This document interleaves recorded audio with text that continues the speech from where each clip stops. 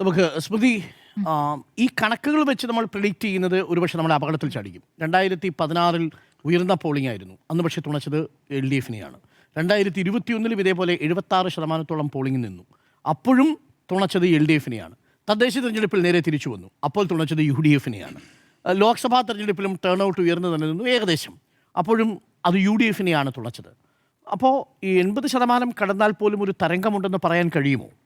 തരംഗം എന്നാണോ പറയേണ്ടത്, ഒരു മാറ്റത്തിനായുള്ള വോട്ടെടുപ്പാണോ എന്നാണ് പറയേണ്ടത്? എനിക്ക് വ്യക്തമായ വാക്ക് ഇപ്പോൾ ഞാൻ പറയാൻ തയ്യാറല്ല. കാരണം നമുക്ക് പൂർണ്ണമായ കണക്കുകൾ കിട്ടിയിട്ടില്ല. പോളിംഗ് ശതമാനം തന്നെ ഇനി അവസാനമായി കിട്ടുകയുള്ളൂ. പോളിംഗ് ശതമാനം ഉയർന്നാൽ തന്നെ ഇപ്പോൾ പറയുന്നത് SIR വന്നതിന് ശേഷമുള്ള വോട്ടെടുപ്പ് എന്നുള്ളതാണ് ഏറ്റവും പ്രധാനപ്പെട്ട കാര്യം. SIR വന്നതിന് ശേഷമുള്ളതിൽ പോളിംഗ് ശതമാനം ഉയരാം. അപ്പോൾ അതൊരു ശുദ്ധീകരണം എന്നാണ് ഇതിൽ തെരഞ്ഞെടുപ്പ് കമ്മീഷൻ പറഞ്ഞത്. ശുദ്ധീകരണത്തിന് ശേഷമുള്ള വോട്ടെടുപ്പ് എന്ന് പറയുമ്പോൾ നമുക്കറിയാം, യഥാർത്ഥത്തിൽ കുറേ വോട്ടർമാർ പുറത്തു പോയിട്ടുണ്ട്, അർഹരായ കുറേ പുറത്തു പോയിട്ടുണ്ട്. അവർക്ക് ഇനിയും അവസരമുണ്ട് അടുത്ത തെരഞ്ഞെടുപ്പ് ആകുമ്പോഴേക്കും. പക്ഷെ അതല്ലാതെ ഇരട്ട വോട്ടുകൾ, കള്ള വോട്ടുകൾ ചെയ്യുന്നവർക്ക് അതിന് സാധ്യതയില്ലാത്ത വിധത്തിൽ ഇതിലൊരു ശുദ്ധീകരണം നടന്നിട്ടുണ്ടല്ലോ.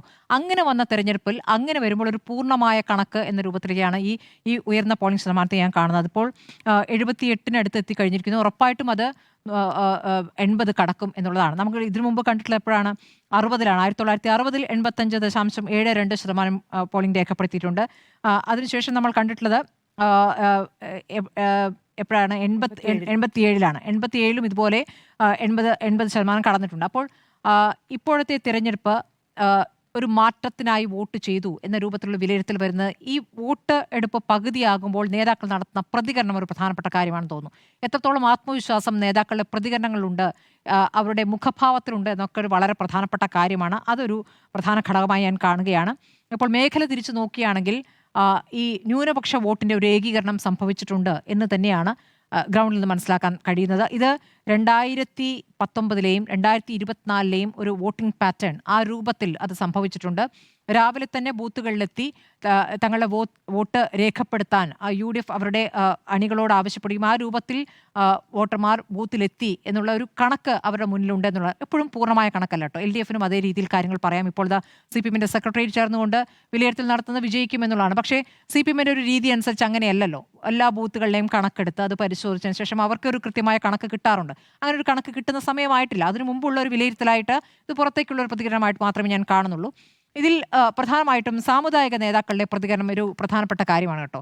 NSS ജനറൽ സെക്രട്ടറി നമുക്കറിയാം, കഴിഞ്ഞ നിയമസഭാ തെരഞ്ഞെടുപ്പിന് തൊട്ടുമുമ്പ് വോട്ട് ചെയ്യാൻ പോകുമ്പോൾ പറഞ്ഞ ഒരു കാര്യം ഇടത് സർക്കാരിനെ പരാജയപ്പെടുത്തും എന്നുള്ളതായിരുന്നല്ലോ. അന്ന് ഈ പറഞ്ഞ ശബരിമല വിഷയവുമായി ബന്ധപ്പെട്ട് അദ്ദേഹം നടത്തിയൊരു കടുത്ത പ്രതികരണമായിരുന്നു.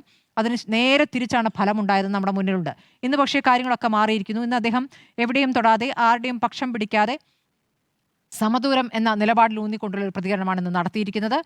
ഒരു വിവാദത്തിനുമില്ലാത്ത പ്രതികരണം. എനിക്കിന്ന് വെള്ളാപ്പള്ളി നടേശൻ്റെ പ്രതികരണമാണ് ഏറ്റവും കൗതുകരമായി തോന്നിയത്. വെള്ളാപ്പള്ളി നടേശൻ കഴിഞ്ഞ ഈ തെരഞ്ഞെടുപ്പ് കാലത്തിൽ ആകെ തന്നെയും UDFിലെ നേതാക്കളെ UDF പരാജയപ്പെടും, UDFിൽ പ്രത്യേകിച്ച് പ്രതിപക്ഷ നേതാവിനെ തന്നെ ആയുധമെടുത്ത് നടക്കുകയായിരുന്നു. പ്രതിപക്ഷ നേതാവിനെ അവഹേളിക്കാവുന്ന എല്ലാ വാക്കുകളും അദ്ദേഹം പ്രയോഗിച്ചിട്ടുണ്ട്. പക്ഷേ ഇന്ന് അദ്ദേഹത്തെ വിളിച്ചത്, പ്രതിപക്ഷ നേതാവിനെ വിളിച്ചത് യോഗ്യൻ എന്നാണ്. അത് മാധ്യമങ്ങൾ വീണ്ടും എടുത്തു ചോദിക്കുന്നു. അങ്ങനെയല്ലല്ലോ ഇതിനു മുമ്പ് പറഞ്ഞത്. അപ്പോൾ MLA ആയി നിയമസഭയിൽ എത്തുന്നയാൾ, MLA ആയിട്ടില്ലല്ലോ, ആവാൻ പോകുന്നല്ലേ ഉള്ളൂ, MLA ആയി നിയമസഭയിൽ എത്തുന്നയാൾ യോഗ്യനായിരിക്കും എന്നുള്ളതാണ്. ഇപ്പോഴും അദ്ദേഹം MLA ആണല്ലോ. അപ്പോൾ അങ്ങനെ ഒരു പ്രതികരണം അദ്ദേഹം നടത്തുമ്പോൾ ഈ സാമുദായിക നേതാക്കൾക്ക് കുറച്ചുകൂടി ഈ ഗ്രൗണ്ടിലെ അല്ലെങ്കിൽ ഈ SNDP-യുമായി ബന്ധപ്പെട്ട് എത്ര വോട്ടുകൾ പോയതിൻ്റെയൊക്കെ കണക്ക് അവരുടെ മുന്നിലുണ്ടാകാം ഒരു പക്ഷേ. അതിൻ്റെ അടിസ്ഥാനത്തിലാണോ ഇപ്പോൾ അദ്ദേഹം വളരെ കാറ്റെങ്ങോട്ടാണ്, ഗതി എങ്ങോട്ടാണ് എന്നറിഞ്ഞുകൊണ്ടുള്ള പ്രതികരണമാണോ നടത്തിയത് എന്ന് സംശയിക്കാം എന്നുള്ളതാണ്. അപ്പോൾ വെള്ളാപ്പള്ളിയുടെ പ്രതികരണം അതിലൊരു പ്രധാനപ്പെട്ട പ്രതികരണമായിട്ട് ഞാൻ കാണുന്നു. ഇനി കോൺഗ്രസ് നേതാക്കളുടെയും CPM നേതാക്കളുടെയും ഒക്കെ ആത്മവിശ്വാസം, പ്രതികരണങ്ങൾ എത്രത്തോളം പ്രകടമായിരുന്നു എന്നുള്ളതും പ്രധാനമാണ്. മുഖ്യമന്ത്രി കൃത്യമായും പറഞ്ഞു. മുഖ്യമന്ത്രിയുടെ പ്രതികരണം നമ്മൾ കണ്ടതാണ്. പാർട്ടി സെക്രട്ടറിയുടെ പ്രതികരണത്തിലെ ആത്മവിശ്വാസം എത്രയുണ്ട് എന്നുള്ള കാര്യം ഒരു പ്രധാനമാണ്. അതോടൊപ്പം തന്നെ നമ്മൾ രാവിലെ നോക്കുമ്പോൾ വടക്ക് പോളിംഗ് ശതമാനം വലിയ രീതിയിൽ അങ്ങനെ ഇല്ലായിരുന്നു. മധ്യകേരളവും തെക്കും നോക്കുമ്പോൾ വടക്ക് അങ്ങനെ ഇല്ലായിരുന്നു. പിന്നീട് അത് ഉയർന്നു വരുന്നുണ്ട്. കണ്ണൂരിലായാലും പിന്നെ ഉയർന്നു വരുന്നു. അപ്പോഴും തളിപ്പറമ്പും പയ്യന്നൂരുമൊക്കെ കേന്ദ്രീകരിച്ച് കള്ളവോട്ട് എന്ന ആരോപണം അവിടെ നിൽക്കുന്നുണ്ട്. അതൊക്കെ തന്നെയും അവിടെ പ്രശ്നങ്ങൾ സൃഷ്ടിച്ചിട്ടുണ്ട്. അതായത് SIR-ന് ശേഷം കാര്യങ്ങളൊക്കെ കൃത്യമായി നടപ്പാക്കി എന്ന് പറഞ്ഞതിന് ശേഷവും എങ്ങനെയാണ് കള്ളവോട്ട് സാധ്യമാകുന്നത് എന്നുള്ളതാണ്. അത് പുറത്തു പറയാൻ പറ്റാത്ത രീതിയിൽ ഒരു ഭയം അവിടെ വോട്ടർമാർക്കിടയിൽ ഉണ്ടായിരുന്നു എന്നുള്ള കാര്യം കൂടി പുറത്തു വരുന്നുണ്ട്. ചില മാധ്യമങ്ങൾക്ക് പോലും അത് തുറന്ന് റിപ്പോർട്ട് ചെയ്യാൻ ഭയപ്പെടുന്ന ഒരു സാഹചര്യം. അപ്പോൾ ആ സാഹചര്യം ഒന്നും അവിടെ മാറിയിട്ടില്ല എന്നുള്ളതാണ്. അതവിടെ നിലനിൽക്കുന്നു. ഇതൊക്കെ തന്നെ ഒരു പ്രധാനപ്പെട്ട ഘടകമാണ്. ഇനി ഇതിലൊരു കൗതുകമുള്ളത്, ഇപ്പോൾ CPM-ലെ പ്രധാനപ്പെട്ട ചില നേതാക്കൾ വിമതരായി പുറത്തു വന്ന് അപ്പുറത്ത് എത്തിയിട്ടുണ്ടല്ലോ. അവർ ഈ തെരഞ്ഞെടുപ്പിൽ എങ്ങനെയാണ് അവരുടെ പ്രകടനം എന്തായിരിക്കും എന്നുള്ളത് കൂടി വിലയിരുത്തപ്പെടുമെന്നുള്ളതാണ്.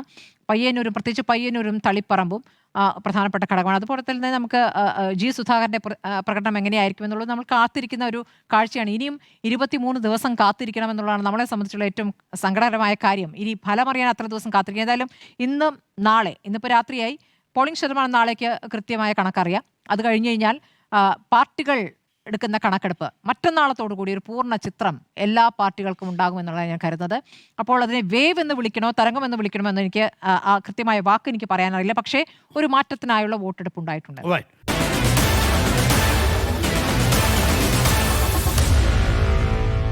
Meet the editors.